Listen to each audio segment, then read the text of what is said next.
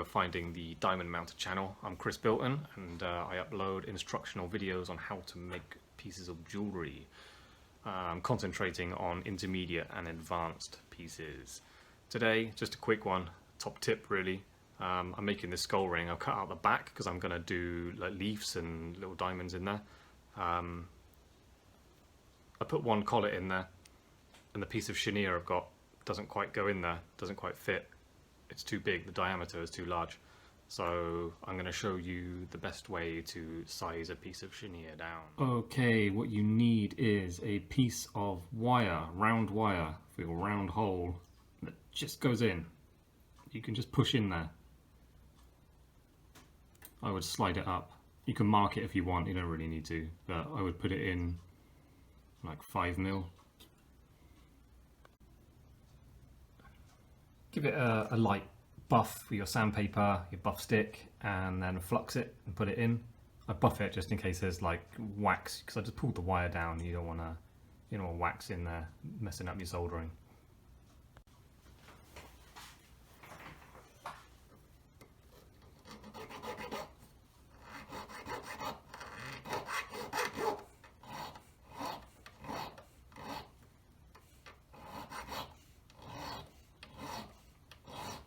This is going through the draw plate, that's why I need to get rid of this little step. Right, I'm going to sharpen that a little bit. I don't need to do too much.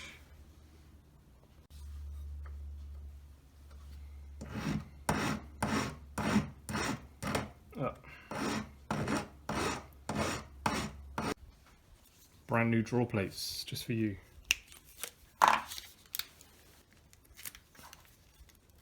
I live in Japan. Let's check out the quality. Most things seem to be very nice quality over here. And this was the cheapest I could find.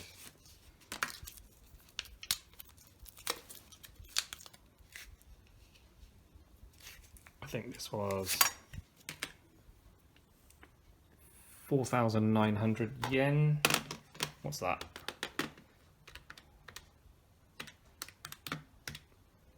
About 37, just call it 40 quid. Because you know the exchange rates are always different. But yeah, about £40 for that. I don't know what they cost in other countries. And got a problem. The biggest hole doesn't quite go in there. Watch this.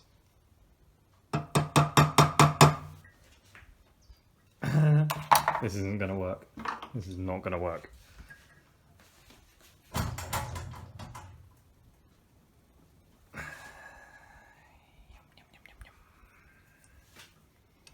By the way, top tip, pulling things out of the vise, not ideal because tube and silver is very soft, but just grip it gently and then use the edge to lever it back. Boom. Okay, what I've just done is tapered it right back there. Yeah, good job, this is silver. A little bit of beeswax. I've got other products for lubricating wire when you put it through draw plates. Nothing beats a bit of old-fashioned beeswax. Still the best. Don't go too heavy though, because you'll clog up the holes.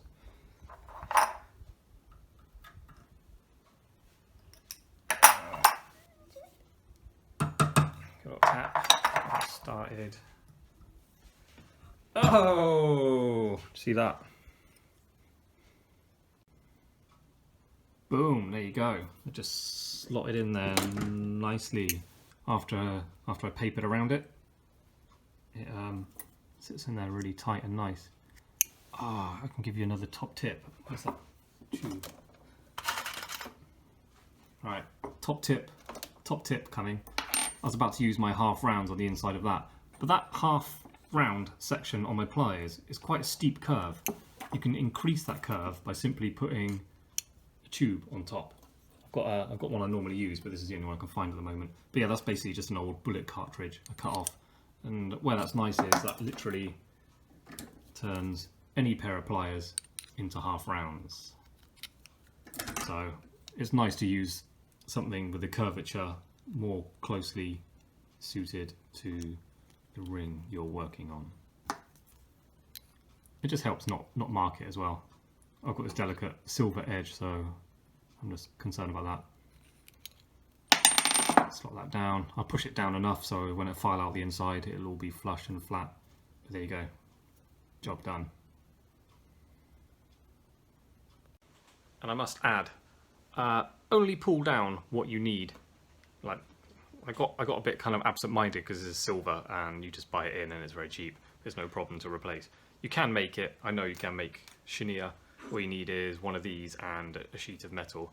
Maybe I'll do another video explaining how to make it. But I prefer bought-in stuff simply because there's no join down the middle. And, you know, you make things and, you know, when you're soldering it in position, there is a chance a little line of solder can come out and kind of balls up your piece a little bit. Again, then you can fill it up with solder, but I hate that. When I make a piece, I want it to just be continually, from start to finish, just made with no corrections. If you can, I mean, you can have little problems, you can nick things accidentally with your saw frame, and then you can fill it up with solder, or you can file it back. It ruins the perfection of your finished piece. Ideally, you just want to do every step, every process of making your piece and just do it on your first attempt correctly. You don't want to be pulling claws off and putting them back on, or filing things down and like filling up little nicks where you accidentally hit it with your saw frame. Yeah, you can get away with it, but it's much better if you just do it correctly with no mistakes at every step all the way through from finish to the end, and then you'll end up with a much better quality piece. Thanks for watching, guys. If you're new to my channel, I really appreciate you finding it, and if you could hit like and subscribe, I would really appreciate that. It helps with YouTube's algorithms and it helps more people find my channel the more likes I get, so that's great. Yeah, thank you. Hope you enjoyed the video and you find some information in it that was useful. I've got this little stage done on my ring now, so I can continue with the job. Bye.